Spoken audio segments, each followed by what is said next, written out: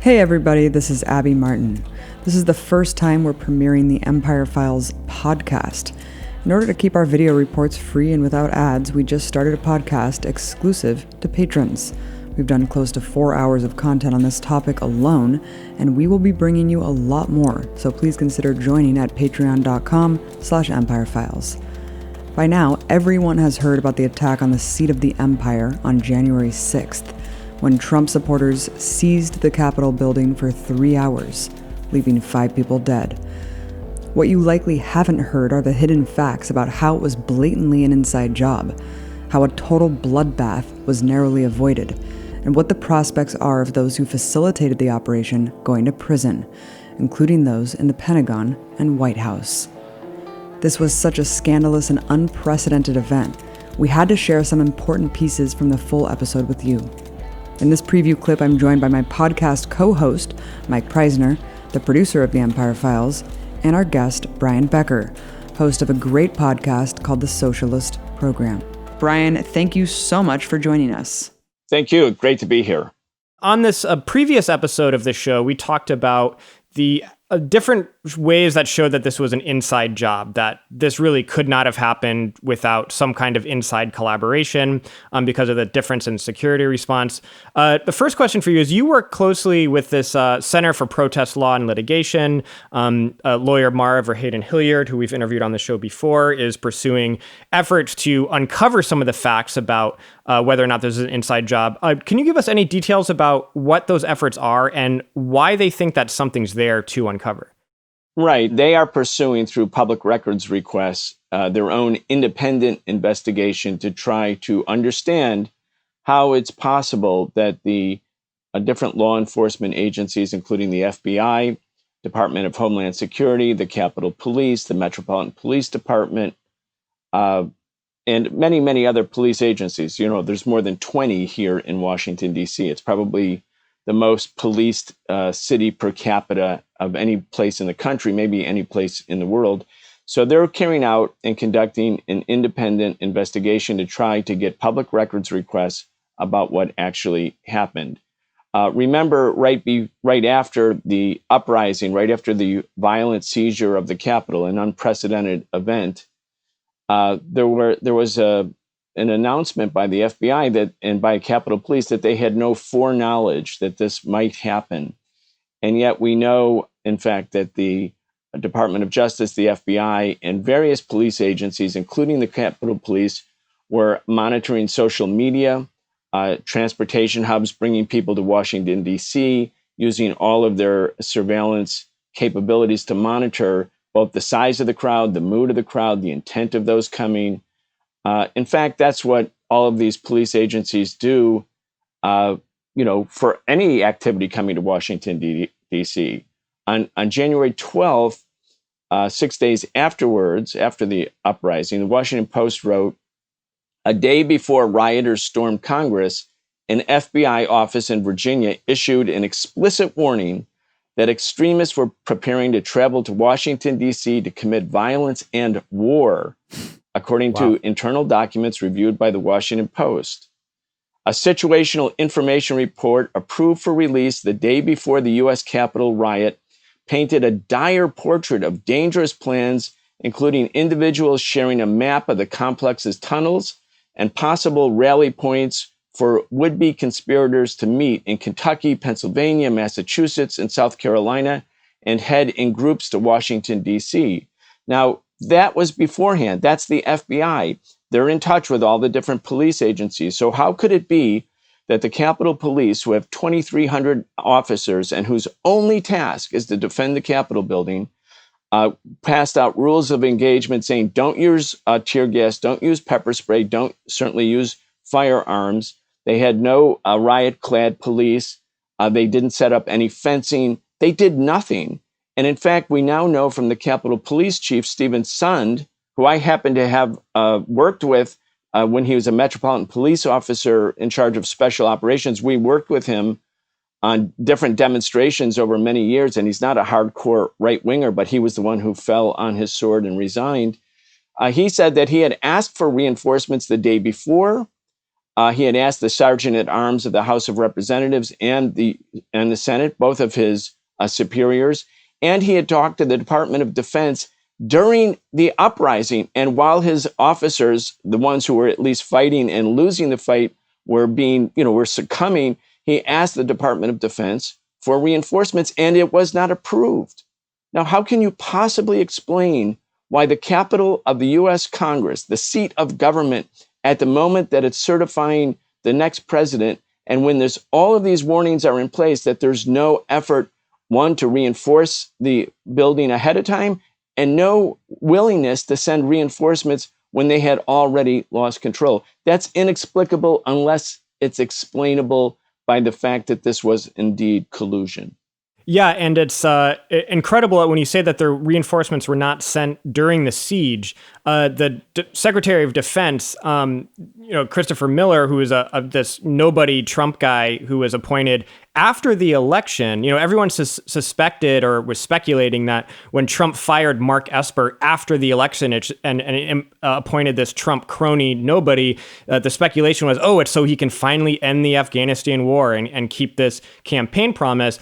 It looks quite possibly like this was Trump, right after he lost the election, knew that he wanted to do something that either involved using the military or having the military stand down to try to change the election results. And so quite possibly that could be what this appointment after the election was about. But when you say that there is this no reinforcements were given, I mean, this is when the Capitol Chief of Police basically called the Pentagon and said, this is a code red. Like, we are overwhelmed, we're being overrun, and members of Congress are in imminent danger of great bodily harm. And they were basically ignored by the Pentagon for about 3 hours.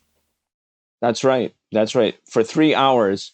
And he asked for reinforcements shortly after 2:20 p.m. In his conversation with the Pentagon. The troops only arrived at 5:45. I mean, you had the attackers chanting, hang Mike Pence, hang Mike Pence. If they had gotten Mike Pence, and we now know from the reports that Pence only barely escaped by a couple minutes. If they had gotten their hands on him, they would have killed him. They were also looking for Mitch McConnell. They were looking for Nancy Pelosi. Also, it's very important that people, and this has been underreported, I think, the people who attacked the Capitol Police not only had metal poles and handcuffs and bear mace and all kinds of weapons with them. They had handcuffs to take hostages. They had a lot of guns. Here's a quote from Dennis Hodges. He's an injured Metropolitan Police Department officer. He's the guy, I don't know if you saw the picture, they pulled his face mask and his headgear into the door, and his head was caught in between the door. And he said he thought he was going to die. He was bleeding from the mouth. And that battle at the police, that went on for 3 hours at that one particular entrance. The MPD, not like the Capitol Police, basically did fight there. Here's what Dennis Hodges said about why he didn't pull his gun and shoot the people who he thought were killing him. Quote, "I didn't want to be the guy who starts shooting because I knew they had guns. We had been seizing guns all day. And the only reason I could think of that they weren't shooting us was that they were waiting for us to shoot first. And if it became a firefight between a couple hundred officers and a couple thousand demonstrators, we would have lost."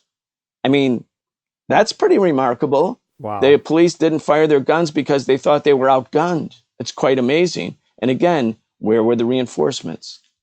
It's amazing that that's just kind of a side note that they were seizing guns all day. I haven't heard that one yet. If I'm not mistaken, didn't the Capitol Police Chief also say that he thought his superiors were involved in the operation, Brian? Yes. Well, it's kind of ambiguous how he presents it, but he did an interview on ABC here in Washington, D.C.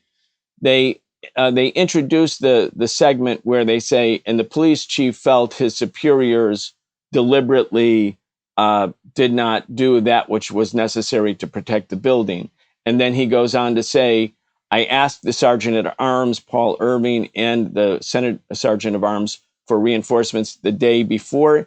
And while the thing was happening," again, this was the people in charge of Capitol Defense, and they refused to say yes. They wouldn't actually authorize the request. By the way, Paul Irving When he not only resigned, he appears to have fled. He's because disappeared. when the media came to his apartment at the Watergate Hotel a couple hours later, his neighbors said, "Oh, he moved." Then they sent reporters to his home in Nevada, a property he owns, and the people said, "Oh no, he's gone. We haven't seen him." This is the sergeant at arms for the U.S. House of Representatives. And also all of the warnings that he was receiving the day before, he failed to notify either Nancy Pelosi on the House side and his counterpart in the Senate Sergeant of Arms, refused to notify Mitch McConnell. This was an inside job. And I do want to just mention to you both that this was a military-style operation. Some people on the left are minimizing. They're just saying this was a grievance-driven crowd that impulsively took the Capitol. No, this was a lot of planning. I want to read to you from another story. It just came out yesterday. It's the Associated Press reported on January 15th, 2021.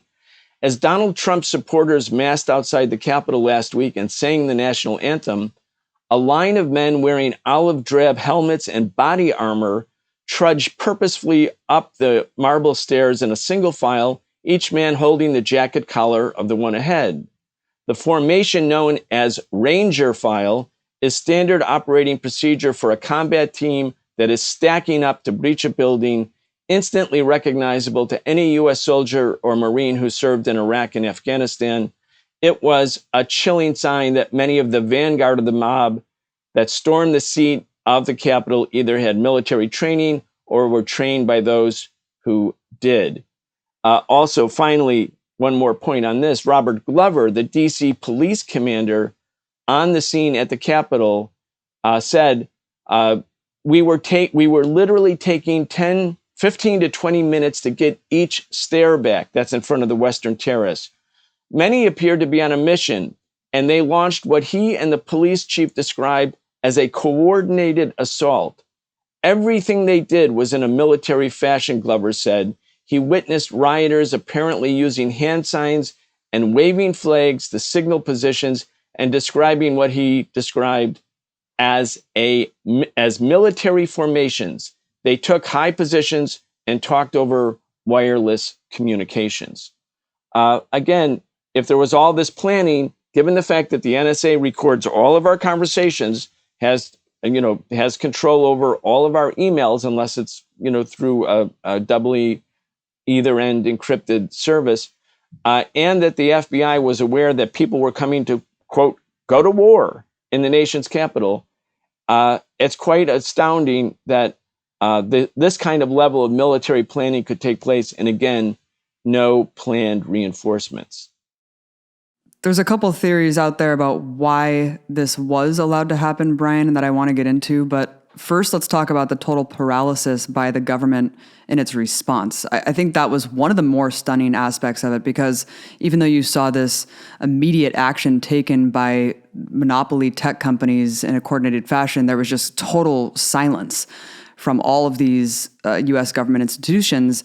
Zero press conferences for multiple days, no operation from local law enforcement. Then all of a sudden, everything changed a couple days ago.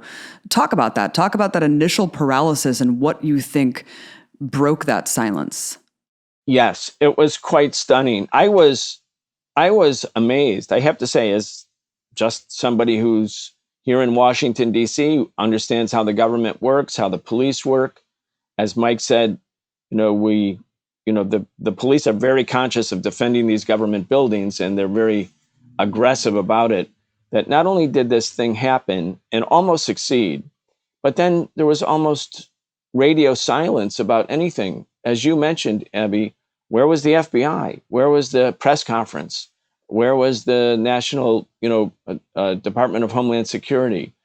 Almost nothing. And it even took 2 days for Twitter to suspend Donald Trump and then to suspend him indefinitely, because they argued that Trump was using Twitter and violating their terms of service by actually organizing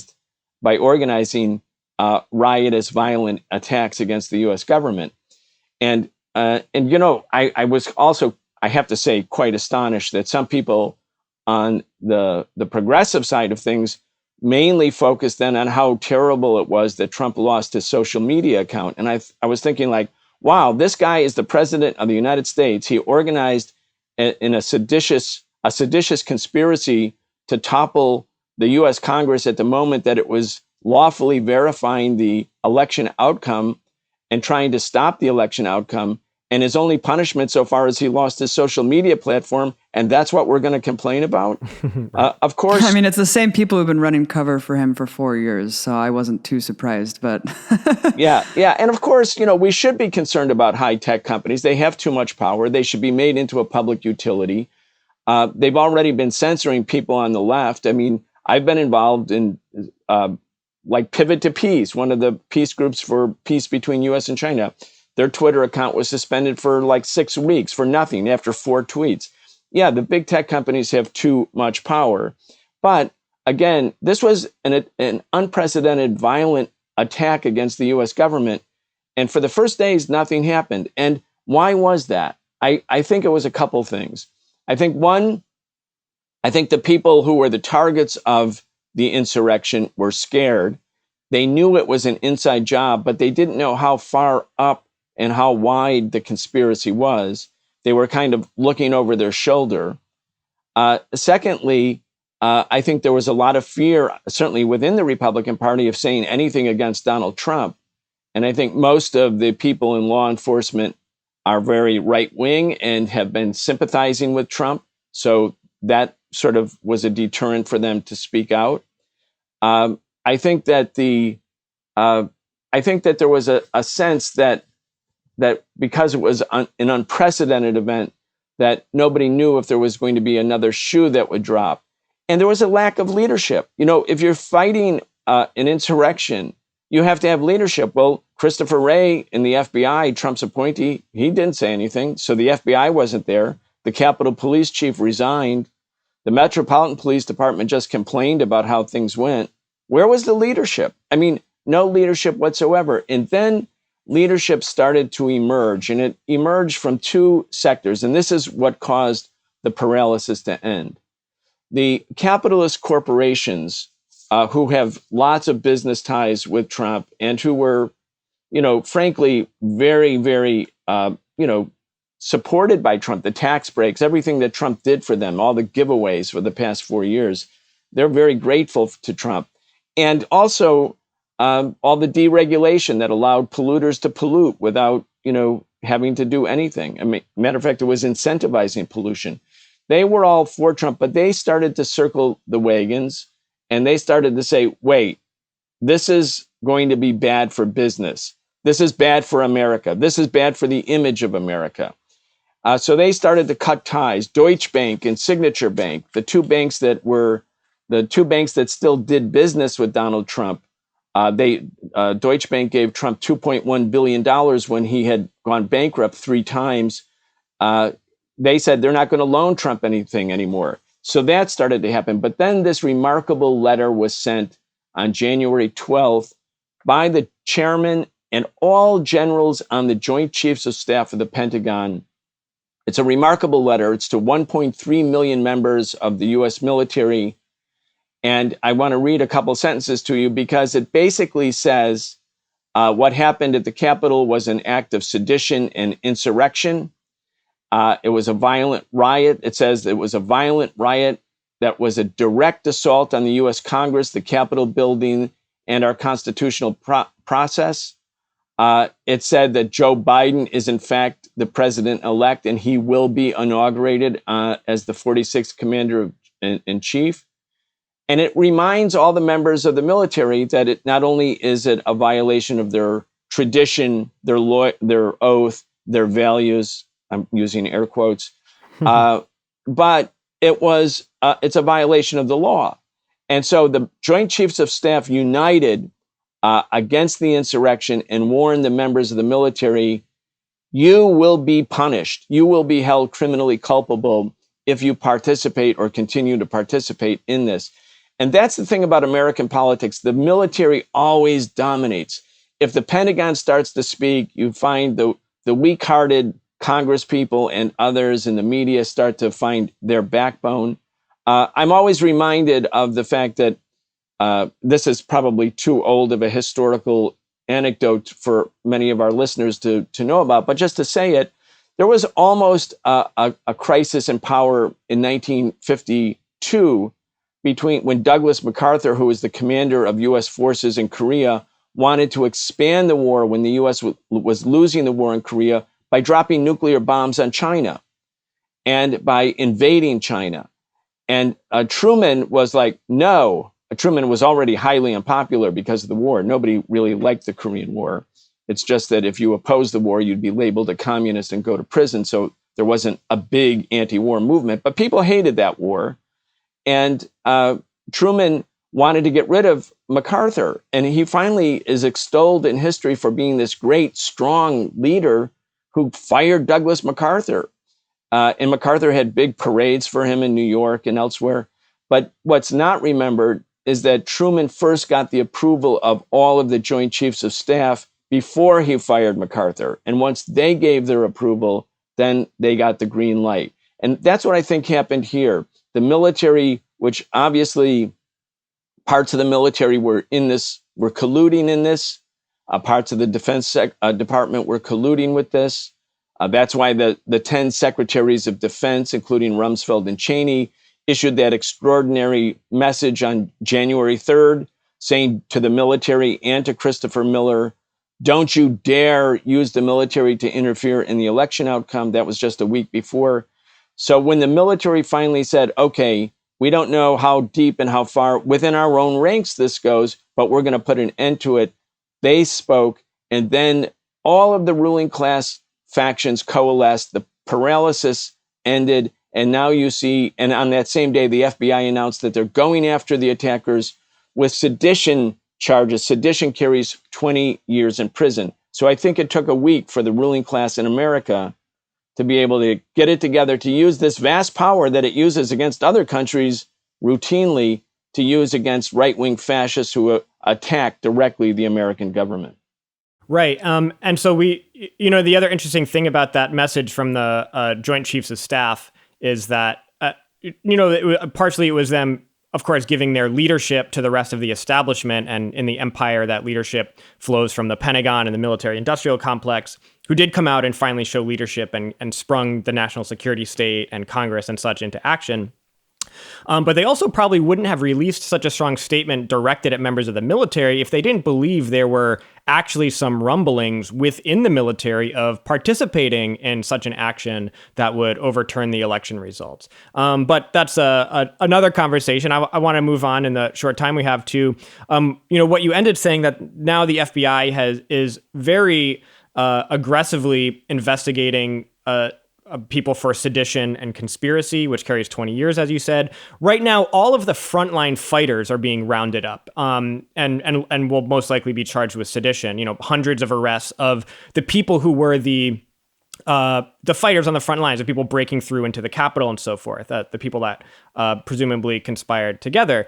And of course, it makes sense that the FBI would first go after these low-level people and then work their way up the chain. It's of course, if we know this was an inside job and there were these high-level conspirators that, they wanted people to be able to break into the Capitol to overturn the election results, but they needed people to actually do that. Most of that crowd at that rally, just MAGA chuds as they're known, but then there was the coordinated, organized sector of that demonstration, which may have been a smaller number. They were, especially like the Proud Boys, Oath Keepers, and the militia types, who were, it seems, given reconnaissance tours by members of Congress who were in on the conspiracy so that they would know what to do once they broke through. And so the Proud Boys and Oath Keepers, their job was to break through into the Capitol, and that was made easier by those aiding them in different police and intelligence agencies. But the big question, I think, is, we know that these hundreds of frontline rioters are being arrested and could very likely be charged with sedition. I've watched some mainstream media coverage. That seems to be really the only thing they're focusing on is these frontline fighters. But the big question is, once the FBI starts working their way up the chain, and I think there's evidence now that at least 50 elected and public officials are under investigation in this FBI investigation. Do you think it's possible that certain GOP members of Congress, maybe even the Secretary of Defense, and the biggest question, Trump, be charged with sedition. I mean, if Trump gets charged with sedition and he gets sentenced to maybe even half that sentence, 10 years, I mean, Trump could live the rest of his life in prison. I mean, I think everyone thinks that's probably an extreme outcome. Like, the system would never go this extreme against a US president. Someone like Trump would get away with everything. They'd never do this to one of their own, as much as they may hate Trump right now. Do you think that it's a possibility that these people could go down and Trump could go down as well? Yes, I definitely do. If we think about what actually happened. Sorry to stop here, Empire Babies, but if you want to hear more, you can find the full episode at patreon.com/empirefiles. All of our work is 100% funded by your donations, so we hope you join us there. Any tier gets access to this new podcast, but if you sign up at $5 or higher, you can also get access to our exclusive live streams and some other perks. Thanks for listening.